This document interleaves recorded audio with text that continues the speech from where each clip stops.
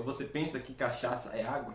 Olha, vem com a gente porque o capítulo de hoje tem tudo a ver com essa música. Eu não assisto não, assisto nada.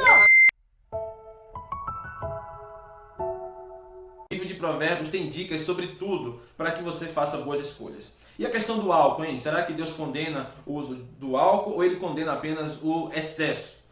Vem comigo, no capítulo 23, eu quero começar com a dica que Salomão dá para as pessoas da época que armazenavam suco de uva. A Bíblia diz lá em Isaías 65, verso 8, que o suco de uva, para a Bíblia, é o vinho. O vinho é suco de uva, ok?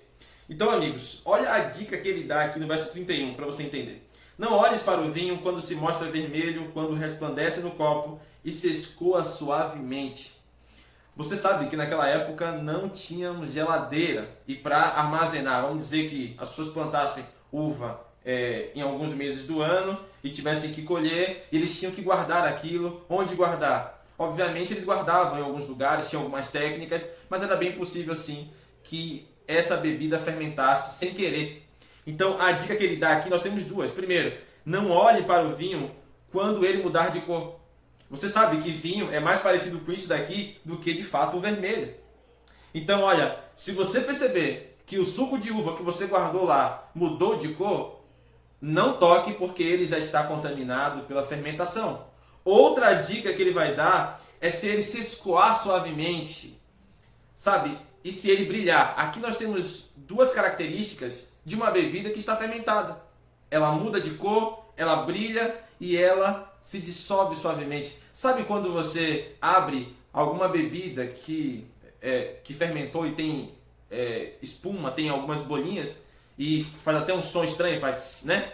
Pois é, amigo, aqui ele está dando características de uma bebida que fermentou sem querer. Ele diz, não se aproxime porque ela é perigosa. Mas o que ela pode fazer? Olha que interessante, no verso 29 nós temos algumas características dos efeitos do álcool na vida das pessoas.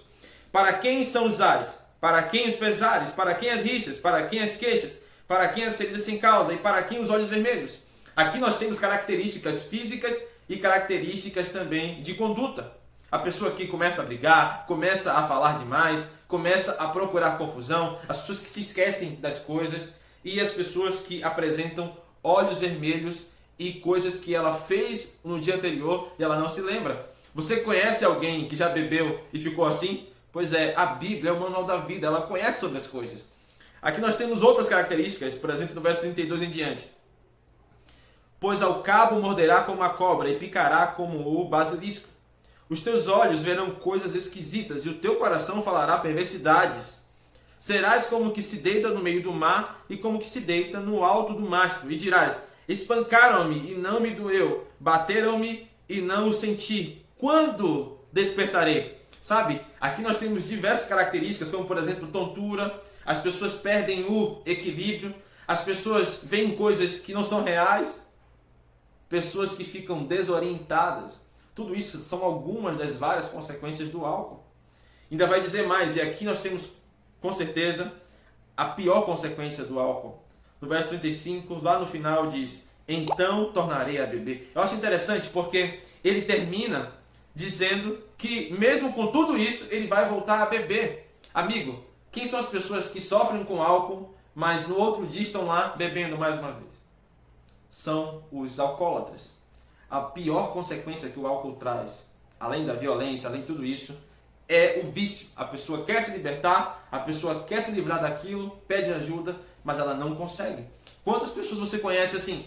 Sabe, não temos nenhum benefício do álcool. O álcool só traz malefícios.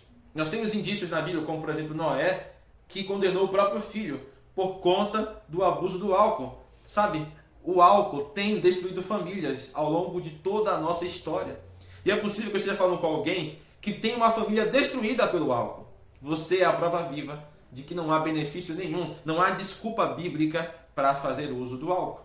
Pastor, mas será que a Bíblia não está condenando apenas quem bebe demais, quem perde o controle? O próprio capítulo vai nos ajudar quanto a isso. Aqui, no verso 30 diz, olha, para quem são essas consequências? Para os que se demoram em beber vinho. Sabe, o suco de uva é uma fruta natural, mas se você beber em excesso, mesmo que não esteja fermentado, ele vai te dar tontura, vai te dar algumas consequências similares a alguém que esteve bêbado ou alguém que bebeu demais. Como, por exemplo, nós temos outras frutas, a jabuticaba, enfim, você pode lembrar de alguma, escreve aqui embaixo, mas temos várias frutas que dão a mesma consequência se você beber de maneira demasiada. Então ele diz, olha, essas consequências é para quem bebe demais, mas também para uma coisa, para os que andam buscando bebida misturada.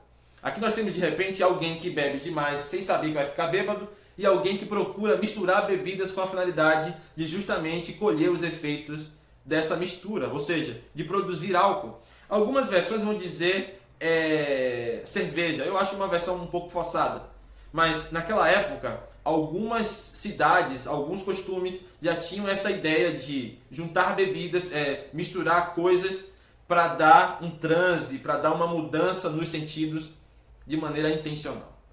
Sabe, Deus condena o abuso do álcool, mas também condena o uso dele.